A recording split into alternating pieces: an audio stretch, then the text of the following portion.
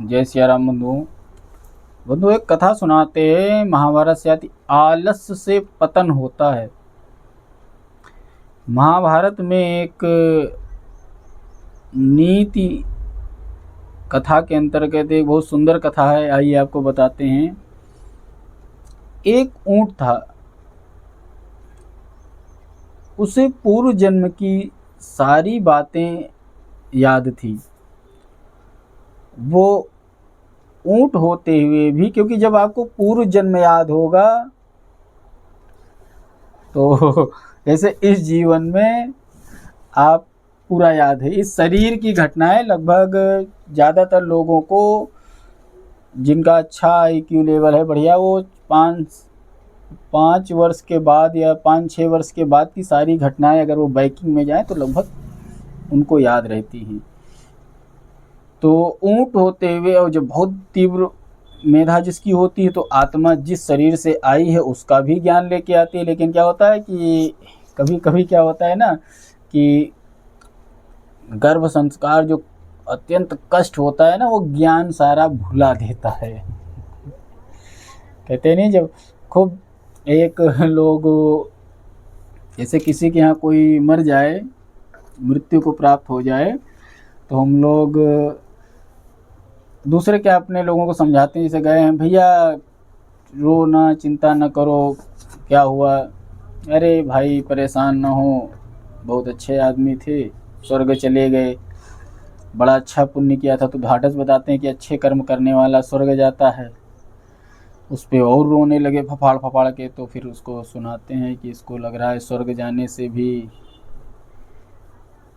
काम नहीं चलेगा, तो उसको गीता सुनाने लगते हैं। भाई जो आया है वो जाएगा, कोई यहाँ पे नहीं रह गया है।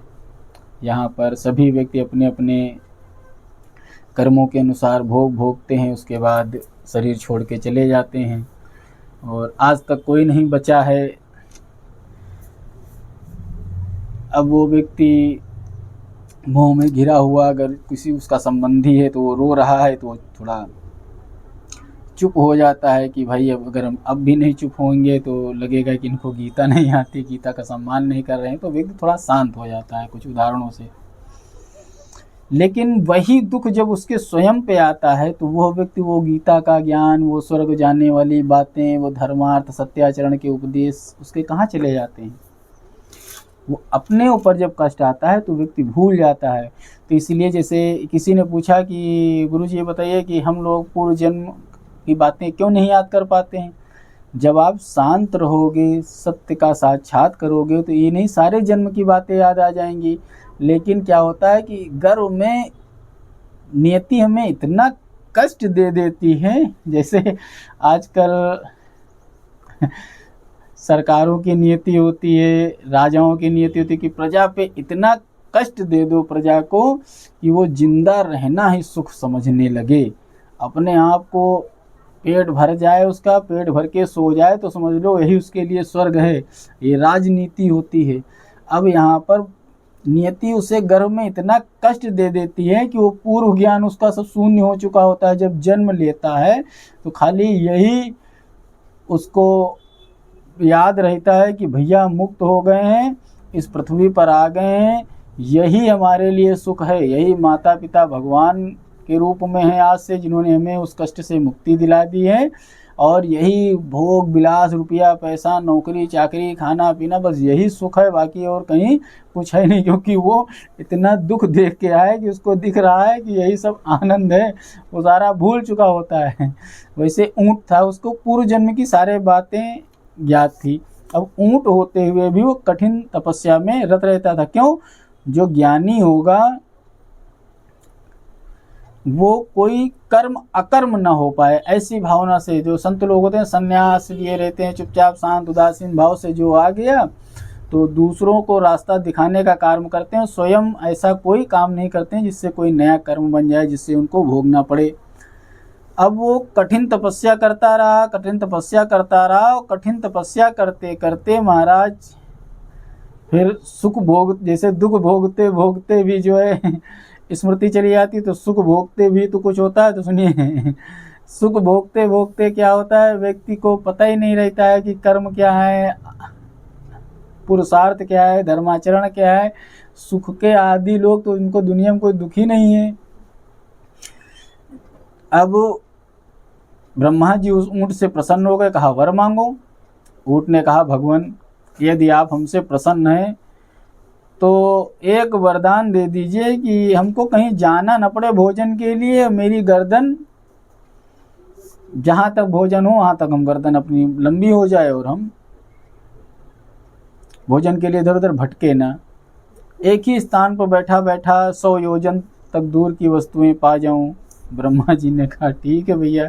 अब कभी कभी क्या होता है ना कि वो संतत तो आ जाए और आलसी बन जाओ, प्रमादी बन जाओ, तो घटना करिए कि ब्रह्मा जी ने भाई कहा ठीक है, तुमने तपस्या की, हमको वरदान मांगने का है, तुम्हारी गर्दन इतनी लंबी हो जाएगी कि 100 योजन तक भी तुम अपनी झाड़ियाँ चर सकते हो, जो कुछ हो।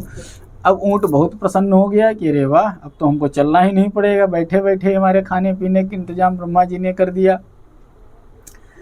अब वो एक जगह पर गया, बैठ गया और आराम से भोजन की खोज में, कहीं जाना ना पड़े, अपनी गर्दन लंबी करता चला जाए और बैठे बैठे दूर तक भोजन प्राप्त कर लेता। अब दयावश उस मूर्ख ऊँट ने ऐसा वर मांग लिया जिससे वो आलस्य की मूर्ति बन गया। भाई चलना उठना बैठना फिरना बंद, बैठे बैठे सारे काम हो जाए। अब कुछ भी करना उसे अच्छा ना लगता, ना कहीं जाने की महसूस होती। इसीलिए भगवान ने पेट दे दिया है जठराएं, कम से कम इसी बहाने चलोगे, ये ऊँट बना दें भगवान के, बैठे बैठे सब मिल जाए तो फिर।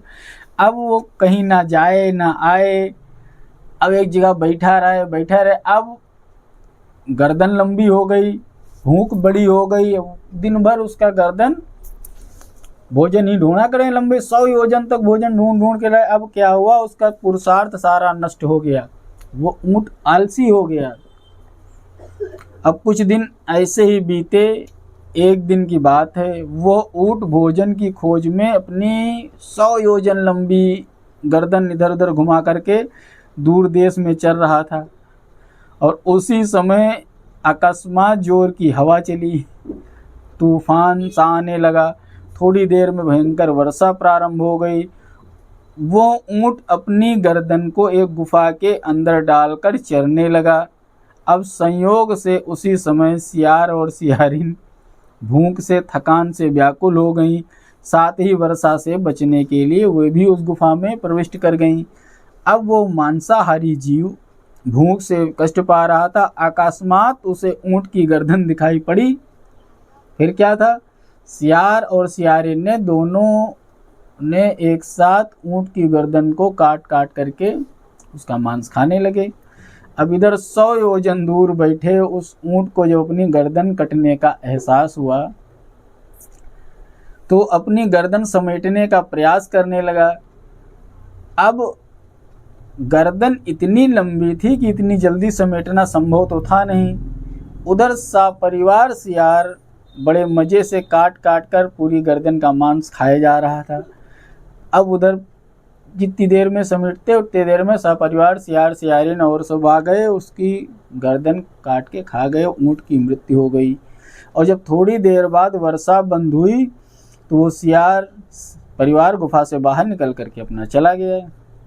इस प्रकार कभी कभी कुछ सिद्धियां, संपत्तियों के आशीर्वादों की वजह से भी हम लोग प्रमादी हो जाते हैं। ऊँट की मृत्यु हो गई, अतः मनुष्य को आलस्य और प्रमाद का त्याग कर देना चाहिए। कभी भी ये नहीं कि हमें सब कुछ प्राप्त हो गया है तो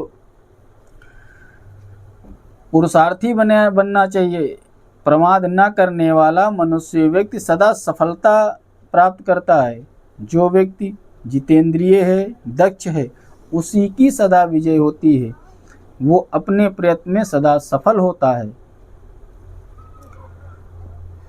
इसीलिए नीति में कहा गया माँ प्रमदित व्ययम, कभी भी आलस्य अपनी सिद्धियों के बल पे या किसी आशीर्वाद या प्राप्त संपत्ति या अधिकार पद के लिए भी उसको सुरक्षित रखने के लिए, उसको संरक्षित रखने के लिए धर्म मार्ग का पालन करते रहना चाहिए। आराधना के समय उन लोगों से दूर रहो जो धर्म और धर्मनिष्ठ लोगों का उपहास करते हों।